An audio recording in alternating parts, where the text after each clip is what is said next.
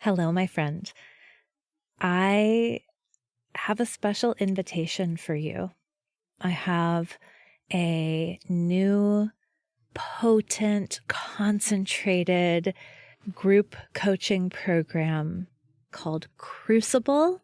We begin on April 10th. You can go check out timewitchery.com/crucible, and I'm going to tell you all about it at the end of the show. So if you're interested, stay tuned.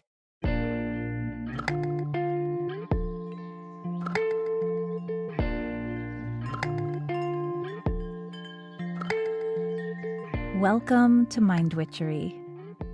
I'm your host, Natalie Miller, and I'm so glad you're here. Hi there. Welcome. Welcome to the last new moon episode of 2021, here for the new moon / solar eclipse in Sagittarius.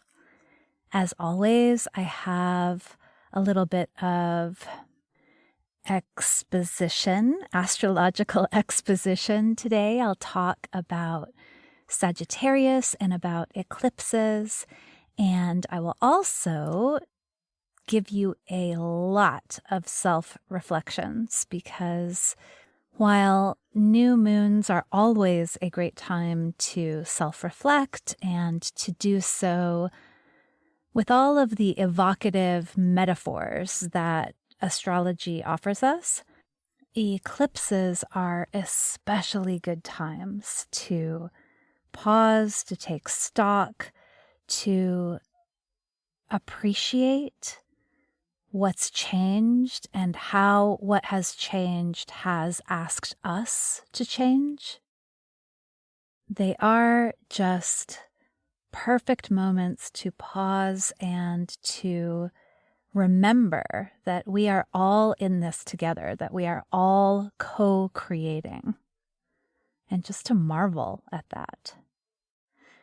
Okay, so for starters, eclipses. Eclipses happen when the orbital path of the moon crosses the ecliptic, or the path that the Earth is tracing around the sun. So I'd love for you to visualize for a moment 2 bangle bracelets on a wrist. And imagine that one bangle bracelet is crossed over the other bangle bracelets, so they almost look like an X.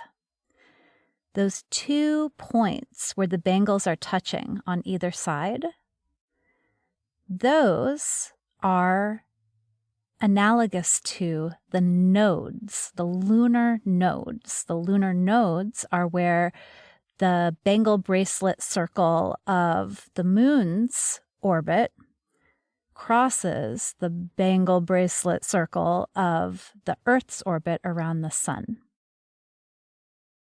In so doing, we get eclipses because when the sun and the moon cross paths, when they are conjunct in the sky, the moon passes in front of the sun from our perspective. It blots out the sun, and hopefully you've had an opportunity to see this happen. It really is quite extraordinary. It is this moment that reminds us, oh, we are on a planet, and that planet is orbiting a star, and we have a little tiny planet, the moon, that's orbiting around us. It awakens us to that reality.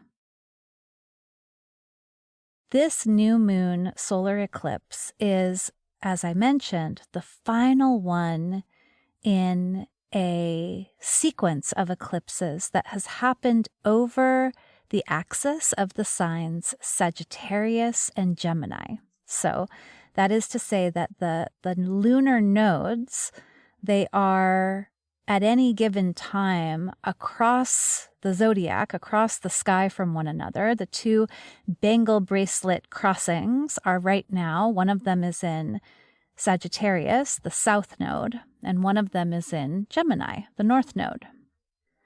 The eclipses have been happening across this axis since May of 2020. And astrologers often say it's wise to expand a little bit the purview, the impact of an eclipse. And so we really could say that these eclipses across the Gemini Sagittarius axis have been happening since lockdown, since mid-spring of 2020. And I don't have to tell you, so much has changed for us globally, personally, professionally, technologically, spiritually. We have seen so much change in that time.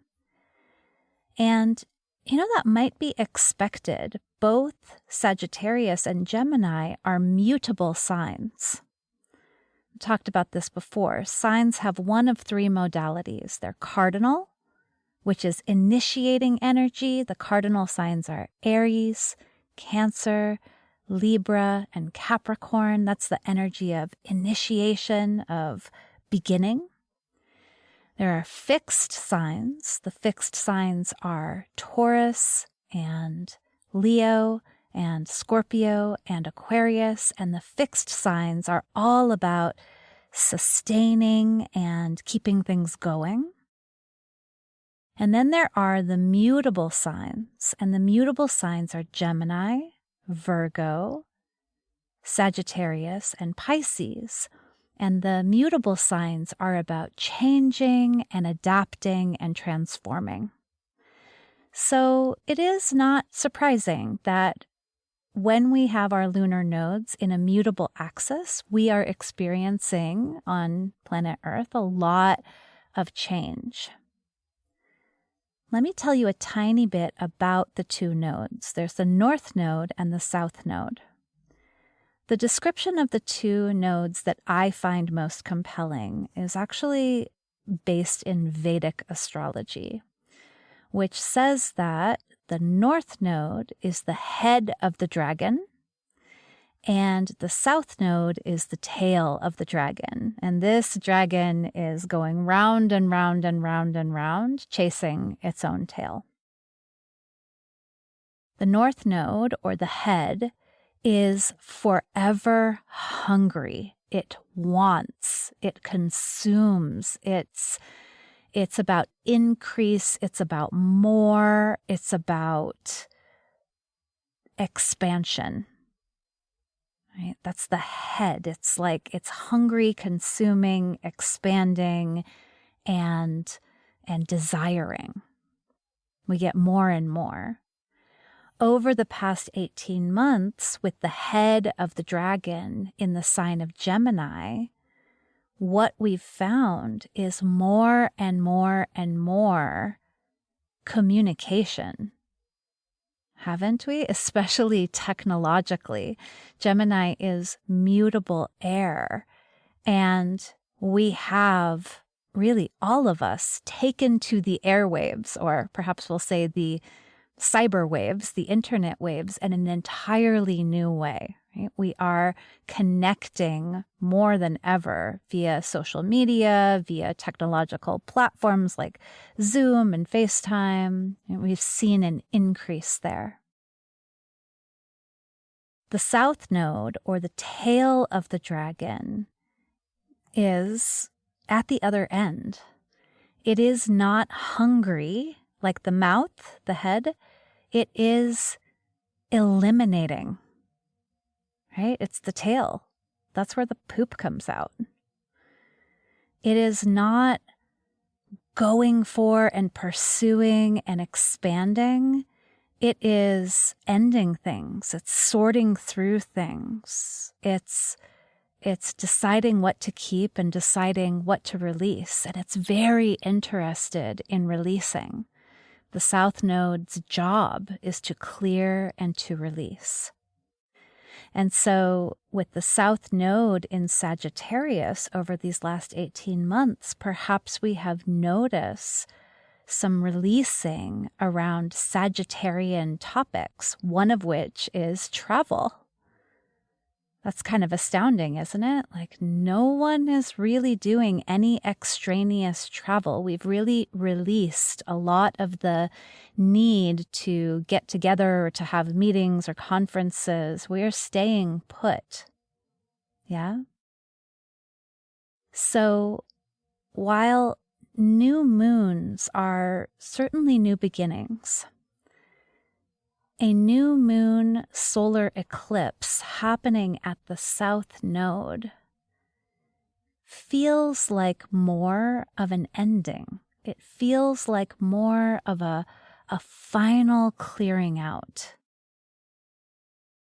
Oh my gosh, I just had this image of, when you're moving out of a home or an apartment and you've cleared out all the big stuff, and in the end, it's just all that little crap that's left.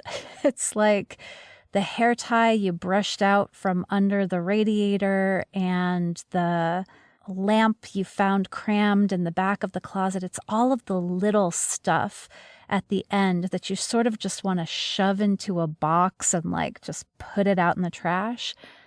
That's the image I just got for the final South Node eclipse in an eclipse cycle.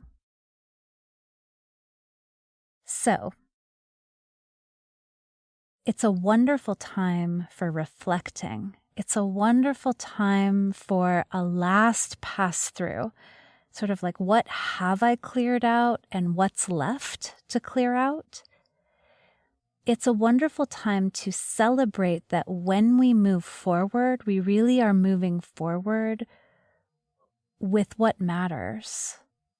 We're moving forward having endured and maybe even having worked with a series of shifts and changes and evolutions. So it's not so much a time to set an intention and to do what we often do with the new moons, which is like, all right, what do I want to manifest? But more a time to complete the clearing out in order to move into the next phase with more clarity and better energy. So that's what my approach to the new moon solar eclipse in Sagittarius is going to be all about today. All right, so let me talk a little bit about Sagittarius energy, because I am going to use that actually in the metaphor to help us conjure up some really evocative questions to reflect on this particular new moon solar eclipse. So I told you, Sagittarius is mutable energy. It is transformative. It is evolutionary. Sagittarius is mutable fire. Mutable fire. Fire comes in cardinal form in the sign of Aries, fixed form in the sign of Leo, and mutable form in the sign of Sagittarius. Cardinal fire, we can say, is sort of like a match. It initiates, it gives the spark that creates the fire. Fixed fire, we could say, is like a kiln. It's like an oven. It's like a campfire. It's like the sun itself, the sun that rules Leo. Leo is the sign of fixed fire. And Sagittarius, mutable fire, I'm going to say today, is like a wildfire. It's like a wildfire. And I want to pause here to acknowledge and honor that of late, thanks to climate change, thanks to the way we humans are on the earth, fires have caused a lot of suffering and a lot of destruction. And in this episode, I want to think of wildfire in its kind of natural and beneficial form. But I don't want to do that without acknowledging that fires cause so much destruction and so much trauma. And I know it might be a really big request for some of you to think about fire in its beneficial form. And I do want to do that because I find the metaphor super evocative and helpful in thinking about what it is actually that we have been through collectively and personally in these last 2 years, and how we can think about it in a most helpful way. All right, so I actually did a little research and I looked at the California Department of Forestry and Fire Protection to inquire about the benefits of wildfire. And I'd love to tell you a little bit about them because they were foundational for me in conjuring up the self-reflection questions to help us make the most of this eclipse energy. So I learned that wildfire is a naturally occurring phenomenon. Okay, it is exacerbated by humans, but it's a naturally occurring phenomenon with many benefits for forests. So one thing that wildfire does is it cleans the forest floor. I found this fascinating. Like a fire will move through and it will clear out heavy brush. It will clear out invasive species. It will, in the end, reallocate the resources of the forest, the available light, the water supply, the available nutrients in the soil, such that the whole thing is healthier. I was interested to find out that more trees die from diseases and insect infestations than die from fire. And in fact, fire helps to eradicate disease and to kill infestations of insects that destroy trees. Finally, this is fascinating. Because fire and forests have co-evolved, there are certain kinds of trees that require fire in order to reproduce. So fire does actually create regeneration of the forest. There are certain seeds that are covered in pitch, and that pitch has to be melted off in order for the seeds to be able to germinate, for instance.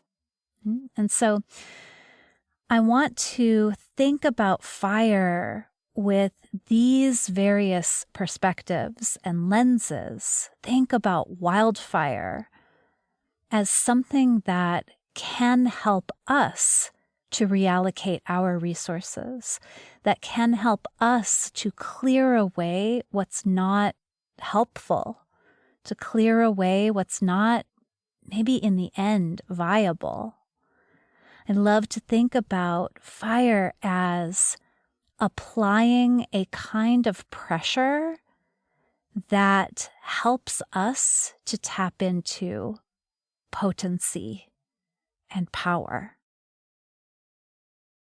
When I think about my own life, when I think about my friends' and family's lives, when I think about so many clients that I work with, these last 18 months have given us opportunities to do just this. You know, we are always having eclipse seasons.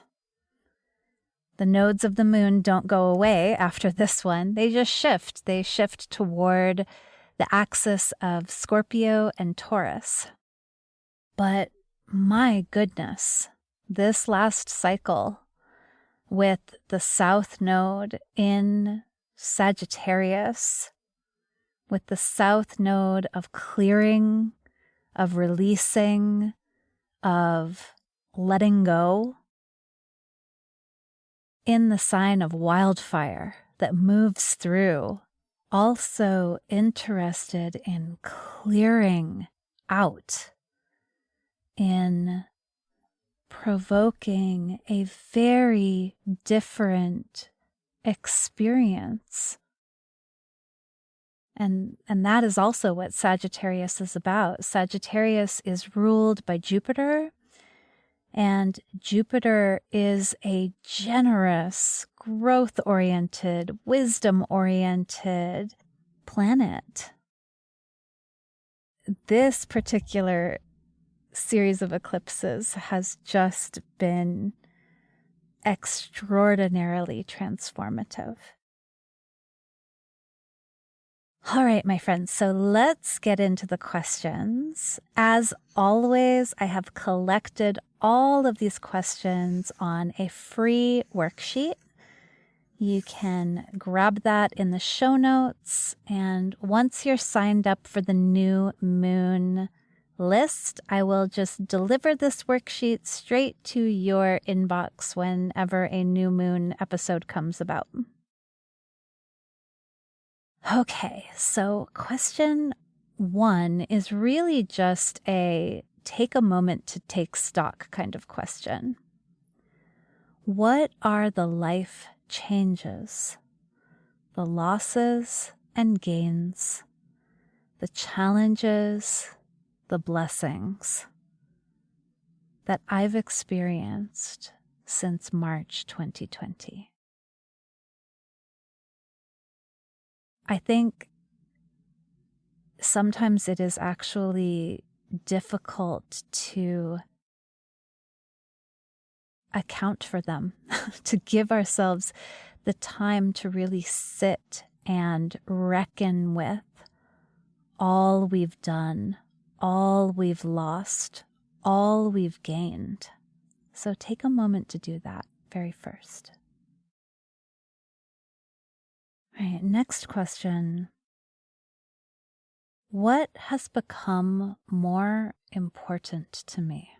So through those losses and gains, the challenges, the blessings, the complete disruption of everyday life, not to mention everything else that's been happening over the last 18 months. I mean, you name the sector, it has shifted dramatically from social justice movements to education to medicine,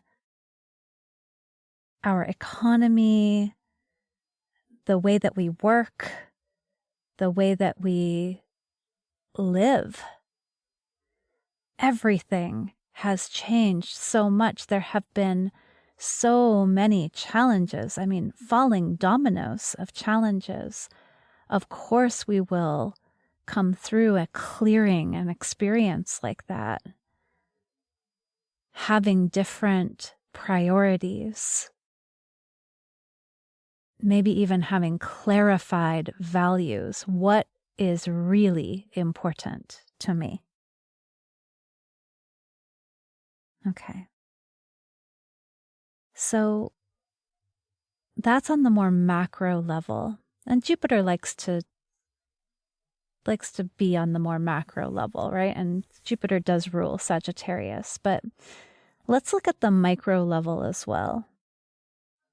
What is different in my everyday life today compared to February 2020?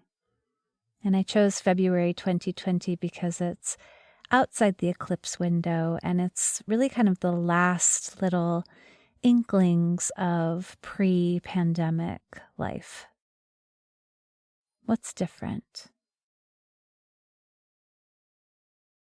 And then let's look a little more closely at that. What ways of being are really restorative? What are self-sustaining for me? What help to sustain me? And how can I nurture them? So, are there practices or habits? Are there things you're doing now that are sustaining you? Maybe you picked these up as a way of coping with the challenges that you faced during the pandemic, alleviating them. Or maybe you just finally had time to do some of these things. But what are they? What are they? So what ways of being are restorative, are helping to sustain you? And how can you continue to nurture them? I mean, one of mine really is cooking. I cook so much more now than I cooked 2 years ago, and I've always enjoyed it, but now I just place a new and different value on eating well and sustaining myself and my family through food. So that's an example. All right, let's look at the other end of the spectrum, the clearing end. What ways of being, so what habits, what practices, what tendencies are draining? And why do I want to release them? So again, I want to give you an example. Something that I find really draining is overuse of social media. I actually like social media for a lot of things, and I find that for me, if it becomes numbing or compulsive, which it can very easily become both of those things, it's using my precious, precious time. And so I might say, in an answer to this question, okay, I know that mindlessly scrolling social media is draining, but why do I want to release that? Because I have more restorative ways to spend my precious time. Because it turns out time is extraordinarily precious. More so, I know that now than I have maybe ever known it. Why do I want to release that? Because it makes me feel dull and sticky. I don't know if you know that feeling, but I have this feeling after I finally pry my eyes away from the scroll of just a sticky dullness. I don't like it. So I get really clear on why do I want to release it, and that's a reorienting toward what is viable. What is viable? What is actually healthy? Right? What's the crap I want to burn away in my life so that I can invest more of my resources in the tall, healthy trees of my work, of my mothering, of my partnering, of my learning, of literature and my houseplants and playing piano and caring for my body. Those are the trees in the forest of my life. You get, this is very elaborate, this metaphor, but those are the trees I want to nurture. Instagram scrolling, I don't want to be available for that anymore. So a South Node eclipse is really interested in letting go of what drains you so that what remains is only that which sustains you. Right? So you can kind of take that Johnny Cochran-ish mantra with you through this eclipse. Like, let me release what drains me and invest in what sustains me. Okay. So the next question then is, what do I need to believe about myself to do more of what sustains me and less of what drains me? Because you and I both know that what drains you is not always as simple as too much time on Facebook. Sometimes it's overusing substances. Sometimes it is worrying chronically, constantly. Sometimes what drains you is saying yes to relationships or situations that you know are a drag on your energetic economy. So spend a moment really thinking, what do I need to believe about myself in order to do more of what sustains me and less of what drains me? If you are seeking beliefs to help you with that, may I recommend this podcast? So much of my work is intended for people with big dreams and big hearts, people who want to use their power and energy to thrive personally, collectively in this world, and yet find themselves. We find ourselves. I'm in this with you in a world, a cultural world that is not really built for human beings.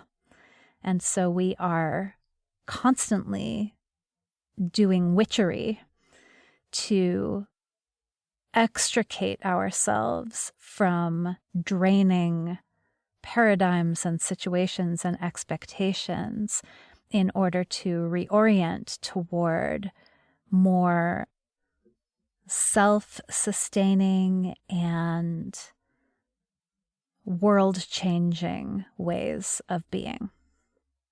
Right? So, for example, one of my favorite things to believe when I need to do more of what sustains me and less of what drains me is something I learned from Denise Duffield Thomas. I am the golden goose. It's me.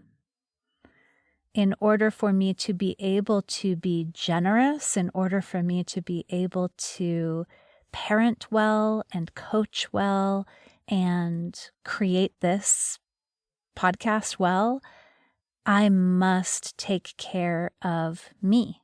Those golden eggs come through me. So that's an example of a belief that helps me to do more of what sustains and less of what drains. Okay, so let's tap in now to that awesome idea that wildfires release seeds, that the intensity and heat of them makes regeneration possible. I loved learning that. So, what power and potential has the intensity of the last 18 months revealed or birthed in me? That is, what is the potency? What is the power that you have accessed through the intensity of this eclipse cycle. And then, what do I want to generate or to regenerate with that potency? So, okay, I have remembered or discovered that I have this power.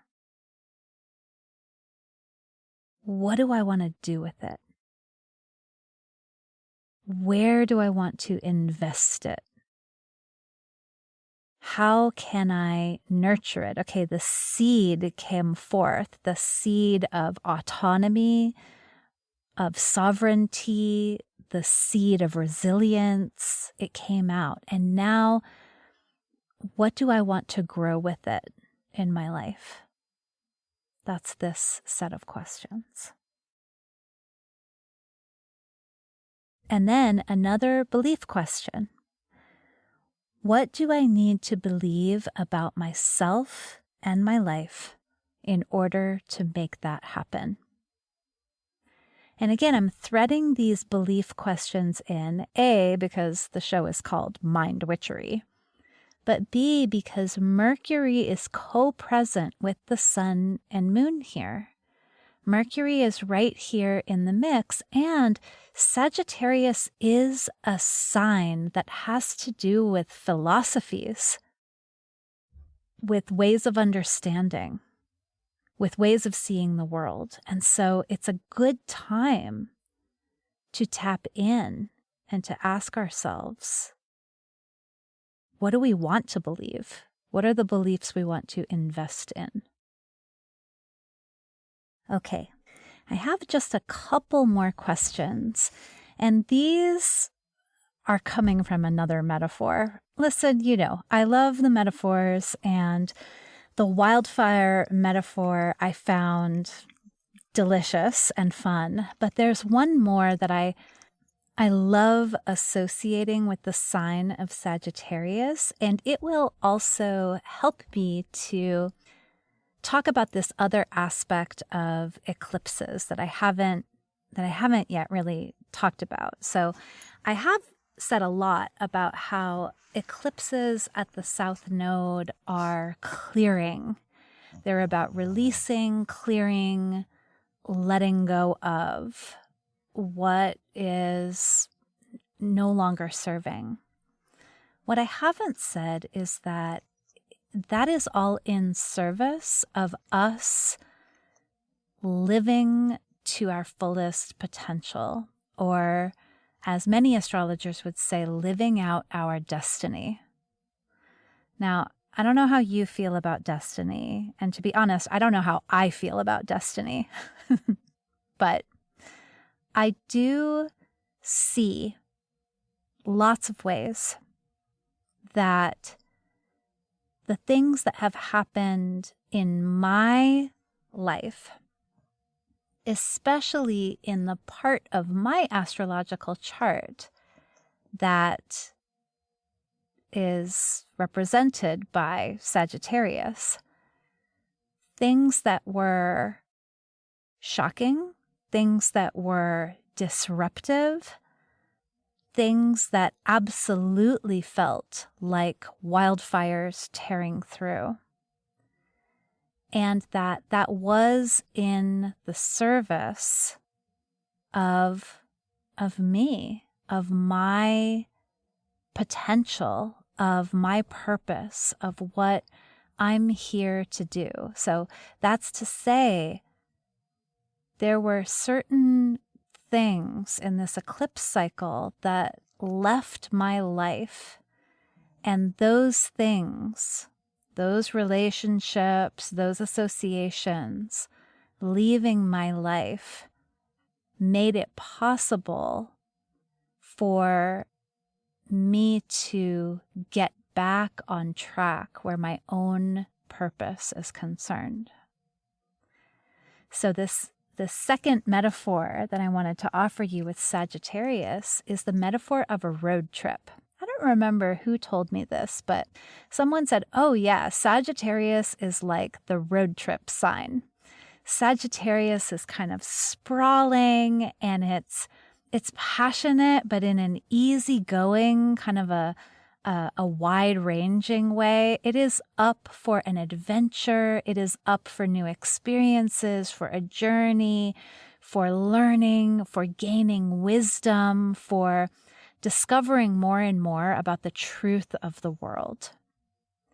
And on this particular road trip through Sagittarius, with the South Node in Sagittarius, what we have encountered is bumps in the road and detours appearing in front of us that maybe were initially alarming or scary or disappointing, but they never were detours. They were actually getting us back on track. They were actually sending us in the right direction.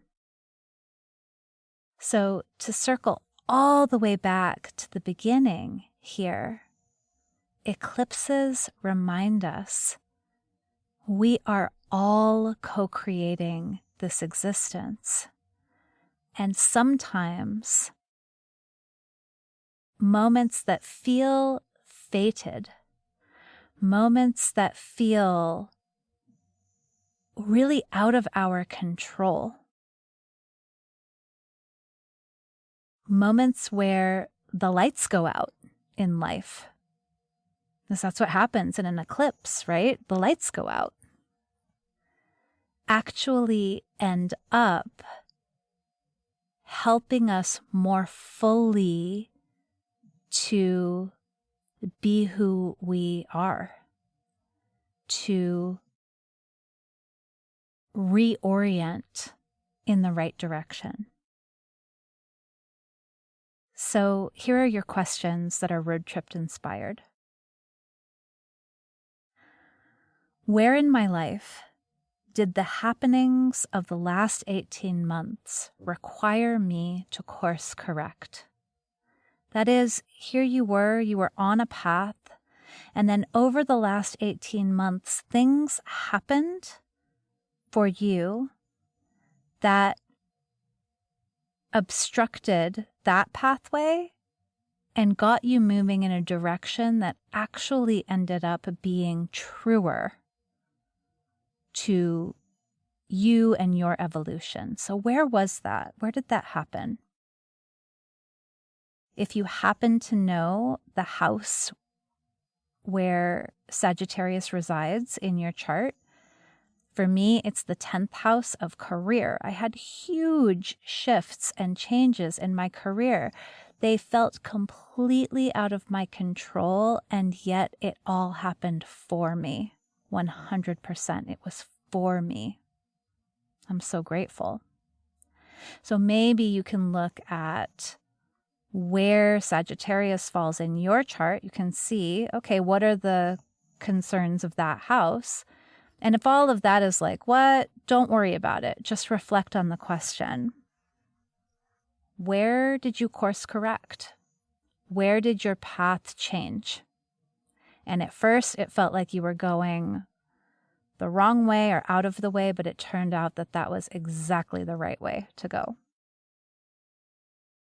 And then, again, because we're in Sagittarius, what do I need to remember about myself, about my values, about the nature of life? I know that sounds so lofty, but I mean that, about the nature of life, in order to stay on track. That is, eclipses have a way of bumping us back onto our path, of reorienting us toward our fullest self-expression. So looking back now at that course correction, how did you start? Like, why did you need bumping back onto the right path? Where did you start to stray? What did you forget? Or how did you misallocate your resources? What did you forget about you and about the nature of life? Because that's exactly what you want to remember in order to stay on track. Okay, my friend, I know it's a lot to think through, but it's the end of a cycle and it's the end of a year. It's the end almost of Jupiter's stay in Aquarius. There are a lot of wrappings up that are happening at this time. And so it's really perfect for pausing for an extended self-reflection. And I hope that these questions are helpful for you in that way. So the very end of this worksheet is always a way of thinking about the bigger picture, like distilling, I guess, distilling your answers into kind of a simpler form. You'll complete these two sentences. This new moon solar eclipse in Sagittarius, I am releasing. And you can look through your worksheet. What are the ways of being you're releasing? The stuff that drains you? What are the old beliefs you're releasing? What are you letting go of? And then, this new moon solar eclipse in Sagittarius, I am clearing the way for, okay, I'm going to let this clear the last of the brambles and brush and shrubbery and all this crap that's in my way. I'm going to let it go so that I can move forward into the next cycle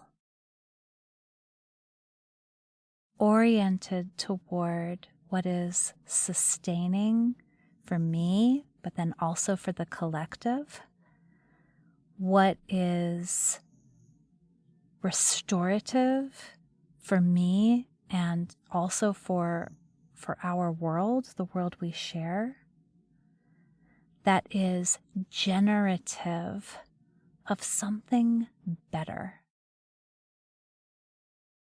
I hope that's inspiring for you. To be super frank, to me, it's inspiring, but also, I'm tired. Are you tired? I'm tired. In my soul, I'm tired. So please take your time with these questions. They don't have to be done like a final exam, and not by any means. You can sit with them. One listener told me that she keeps the worksheet in her journal and then she just kind of works on it bit by bit. Like, please know that because the eclipse cycles are much longer and more extended, so are the effects, and so is the time within which to work with eclipses. So take your time with these, but I do hope you'll engage them, because I think it will set you up to move into 2022 with so much more clarity and access to your resources. All right, my friend, thank you so much for listening. Please take your time with these questions and be extra generous and kind with yourself as we navigate together these final eclipses of 2021 and of this Gemini-Sag cycle. Take good care. Bye for now.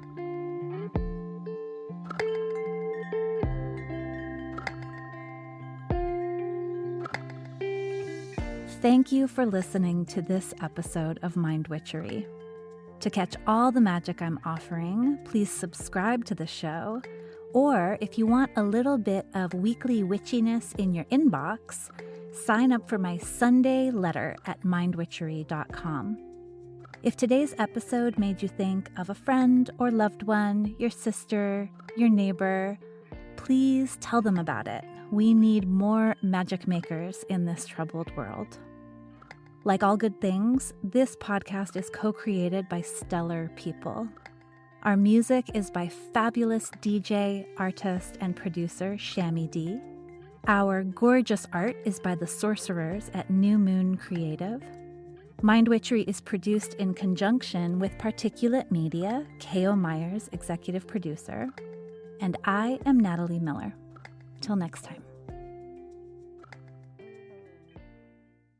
Hello. As promised, here is a little bit of info about my new group coaching program called Crucible. You know what a crucible is? A crucible is a container in which transformation occurs. It's a strong container, basically like where you melt down metals so that you can make new things. You can make alloys. And my program is called Crucible because it is designed to give you a space where you can summon the courage, the inspiration, the momentum that you need to finally take action on, to finally manifest that thing that you have been wanting to do. And what is that thing? I don't know.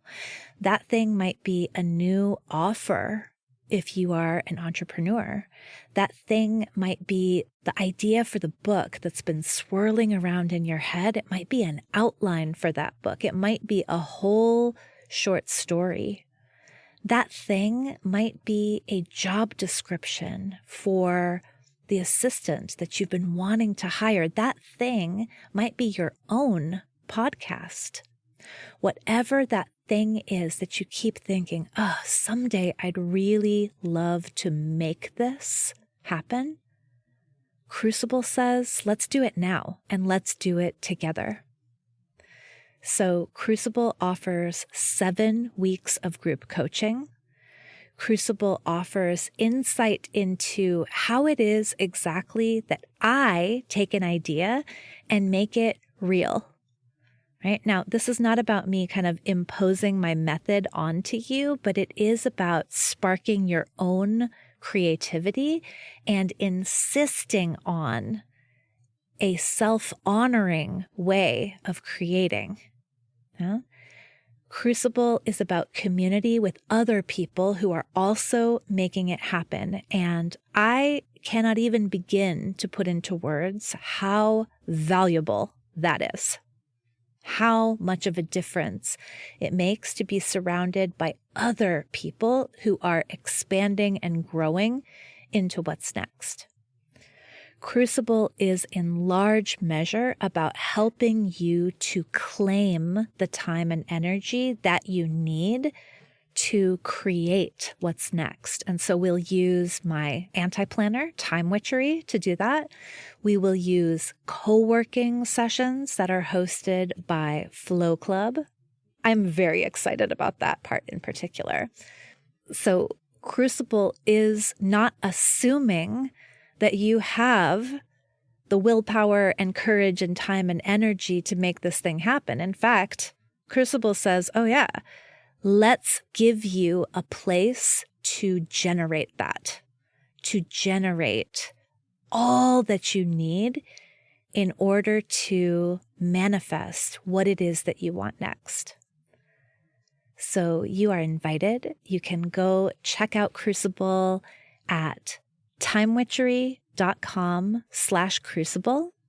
We begin on April 10th. We go through April and most of May, and then we get to take off for the summer having finally taken action on that thing that you've been toying with, flirting with, wondering about, dreaming about for so long. So again, more details at timewitchery.com/crucible. I super hope you will meet me inside.